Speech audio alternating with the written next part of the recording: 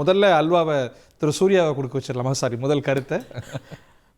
அதாவது இவங்க தமிழக மக்களுக்கு கொடுத்துட்டே இருக்கக்கூடிய, தினமும் கொடுத்துட்டே இருக்கக்கூடிய அல்வாவை மறைப்பதற்கு புதுசாக டெல்லி பக்கம் அல்வா சொல்கிறாங்கன்றது என்னுடைய முதல் கருத்து. ஏனென்றால் கடந்த 4 வருஷமாகவே இவங்க ஆட்சிக்கு வந்ததுலேருந்து இவர்களுடைய இயலாமையும் இவர்களுடைய அரசு நிர்வாக திறமையின்மையும் மறைப்பதற்கு பிஜேபி, மத்திய அரசு, மோடி அப்படின்னு சொல்லி தப்பிச்சுக்கலாம் அப்படின்ற ஒரு எண்ணம் ஓடிட்டுருக்கு.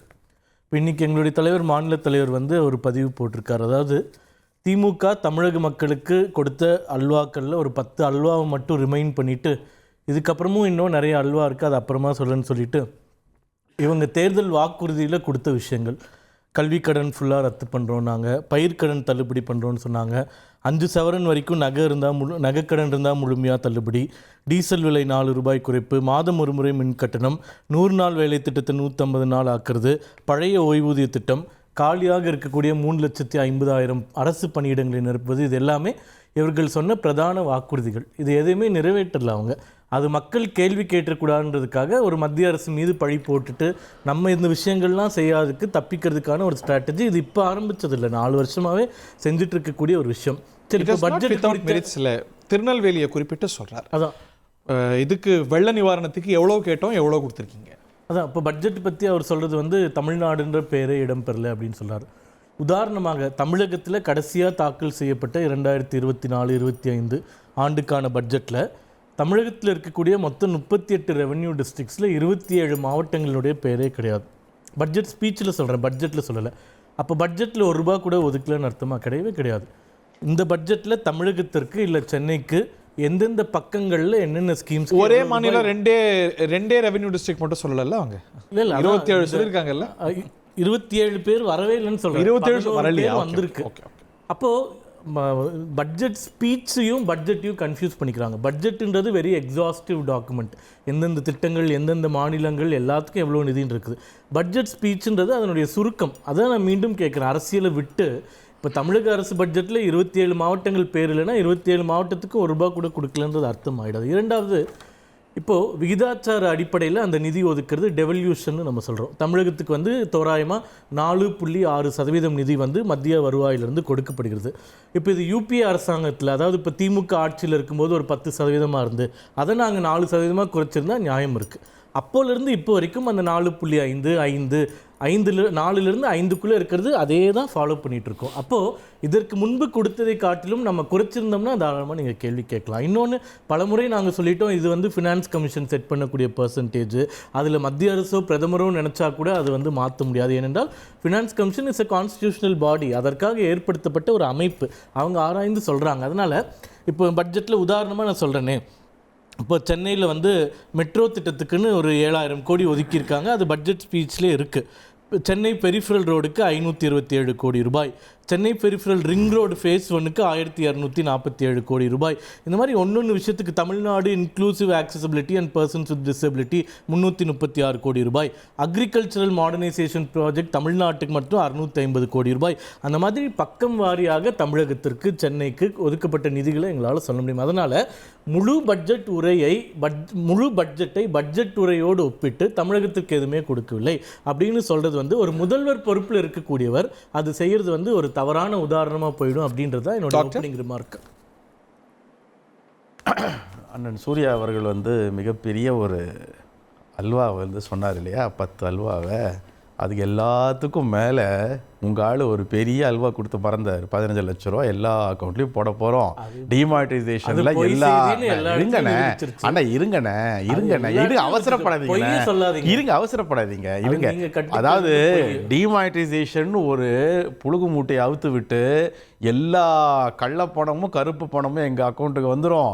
அக்கௌண்ட்டுக்கு வந்த உடனே எல்லா அக்கௌண்ட்டுக்கும் 15 லட்ச ரூபா என்னால போட முடியும். அதே மாதிரி நீங்க சொன்ன கதையெல்லாம் நீங்க பேசும்போது நான் ஏதாவது ஒரு விஷயத்தை குறுக்கிட்டேன்னா, நீங்க வகை வகையா அல்வா சொன்னீங்க இல்லையா, உங்க மோடி மாதிரி நான் ஏதாவது சொன்னேன்னா சரிங்களா, அதுக்கு முன்னாடி இங்கே கொடுத்த அல்வாக்களும் ஞாபகம் இருக்குது. இப்போ சமீபத்தில் இங்கே கொடுத்துக்கிட்டே இருக்கிற அல்வா, அதாவது 132 நிமிஷம் பட்ஜெட் உரையை வாசிக்க ஆரம்பித்த நிர்மலா சீதாராமன் அவர்கள் 77 நிமிடமாக அதை சுருக்கி இருக்கிறார். இப்போ போன தடவை பட்ஜெட் கூட 85 நிமிஷம் பேசினாங்க. இப்போ ஜஸ்ட் 77. ரீசன் ஸ்பீச் ஒரு அழகு கிடையாது. ரீசன் என்ன தெரியுங்களா? ரீசன் சொல்றேனே, ரீசன் என்ன தெரியுங்களா? This was not for the budget for the whole India. சிம்பிளா பீகார், ஆந்திரா, அப்புறம் அவங்களுக்கு தேவையான மாநிலங்கள் மட்டும் சொன்னதுனால டெல்லியை விட்டு சுருங்கி போச்சு. டெல்லி ஓகே, நீங்க உங்க ஆசைக்கு நான் சேர்த்துக்கிறேனே. இல்லை சார், ஒரு விஷயத்தை ஒரு கிளாரிட்டியோடு நம்ம பேசுவோமே. அண்ணன் சொன்னார் சென்னை மெட்ரோக்குள்ளே கொடுத்துருக்காங்க. நாங்கள் பேசுகிறது மதுரை மெட்ரோ பற்றி, நாங்கள் பேசுகிறது மதுரை எய்ம்ஸ் பற்றி. மதுரை எய்ம்ஸ் பற்றி ஏதாவது பட்ஜெட்டில் இருந்துச்சா? மதுரை மெட்ரோ பற்றி ஏதாவது இதில் இருந்துச்சா? கோவை இது நீங்கள் தான் சொல்கிறீங்க இல்லையா? கோவை, அதாவது சார் இதுக்கு நிதியமைச்சர் வந்து ஒரு பதில் அளிச்சிருக்காங்க. இந்த குற்றச்சாட்டை அவங்கள்ட்ட வைக்கும்போது கடந்த கால ஆண்டில் கடந்த பட்ஜெட்டில் ரெக்கரிங் ஸ்கீம்ஸ் எல்லாம் வந்து ஸ்பீச்சில் இருக்காது, புதிய அறிவிப்புகள் இதெல்லாம் தான் இடம்பெறும். பட் பீகாரில் இருந்துச்சே. இதே பட்ஜெட்டில் 2024 இன்ட்ரிம் பட்ஜெட்டில் போட்ட விஷயங்கள் பீகாரை பற்றி இப்போ எலெக்ஷன் வருதே. அதை தான் சொல்கிறேன் அல்வான்னு. சிஎம் அதை தான் சொன்னார் அல்வான்னு, வேற ஒன்றும் இல்லை. சரிங்களா? ஒன்றும் இல்லை சார். ஒரு ஃப்ளட் அஃபெக்டட் ஏரியாஸ் தமிழ்நாட்டில் இருந்துச்சு. நம்ம 137 crores வந்து நம்ம கேட்டோம். இவங்க கொஞ்சமும் பாரபட்சம் பார்த்து, அதாவது அதில் ஒரு 50% கொடுத்துருந்தா கூட மக்களுடைய இது அவங்க புரியுதுன்னு சொல்லலாம்.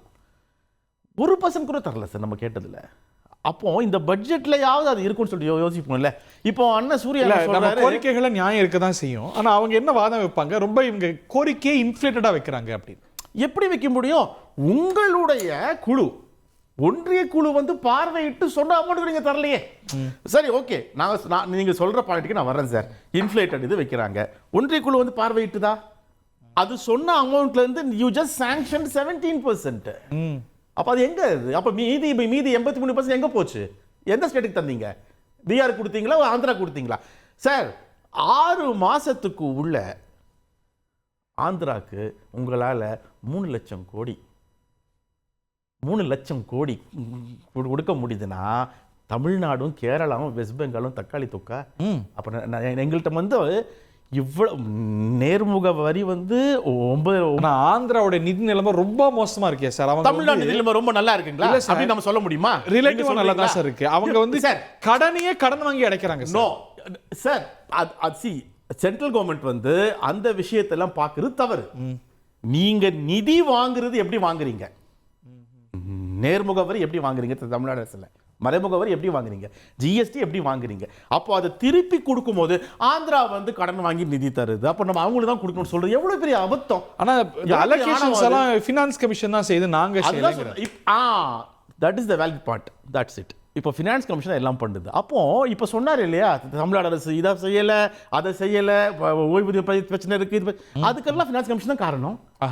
உண்மைதானே? நீங்க நிதியை ஒழுங்கா கொடுத்தா இதெல்லாம் 2 வருஷம் முன்னாடி முடிச்சிருப்போமே சார். நீங்க ஒழுங்கா தரலங்கிறது நீங்க உங்களுக்கு இல்ல, தமிழ்நாட்டு மக்களுக்கே தெரியும்.